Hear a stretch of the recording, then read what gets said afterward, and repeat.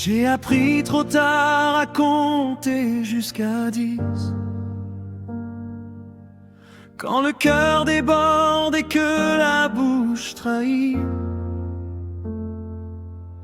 Entre ce que je pense et ce que je dis,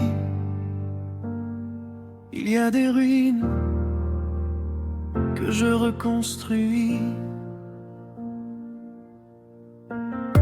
J'ai parlé pour combler des absences, mis des phrases là où il fallait de la patience. J'ai confondu vérité et urgence, et mes mots ont pris trop de place dans la danse. On croit bien faire en disant tout haut, mais certaines pensées pèsent trop lourd. Elles tombent comme des couteaux, même quand l'intention parle d'amour. J'ai vu des regards se fermer au moment précis où je croyais aider, comme si parler s'était imposé, une douleur que l'autre n'a pas demandé.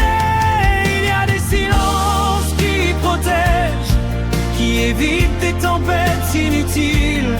Se taire n'est pas toujours un piège, parfois c'est le geste le plus fragile. Aujourd'hui je pèse chaque mot, comme on marche sur un sol fissuré, parce que je sais trop bien le poids d'une phrase qu'on ne peut plus retirer. Vaut mieux se taire que blesser quand les mots dépassent la pensée. Vaut mieux se taire que blesser quand parler ne fait qu'enfoncer. Vaut mieux se taire que blesser, le silence peut s'aimer.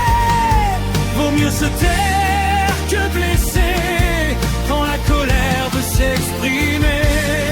Vaut mieux se taire que blesser avant de tout casser.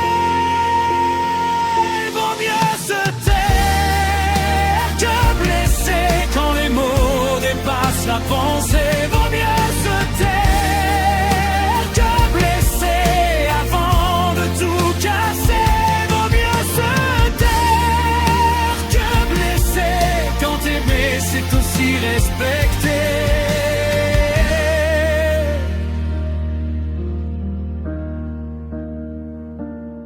Ce n'est pas fuir que de se taire, c'est parfois choisir la paix. Tout dire n'est pas toujours sincère quand le cœur parle sans écouter. Il y a des mots qu'on garde en soi pour ne pas abîmer l'autre. Le silence n'est pas un renoncement, c'est une forme de courage lent. J'apprends à fermer la bouche quand mes phrases deviennent des coups. Si je me tais, ce n'est plus par peur, c'est par respect. J'ai compris que l'amour parfois ne fait aucun bruit. Les mots peuvent attendre, les blessures non. Alors je choisis le silence quand parler ferait trop mal.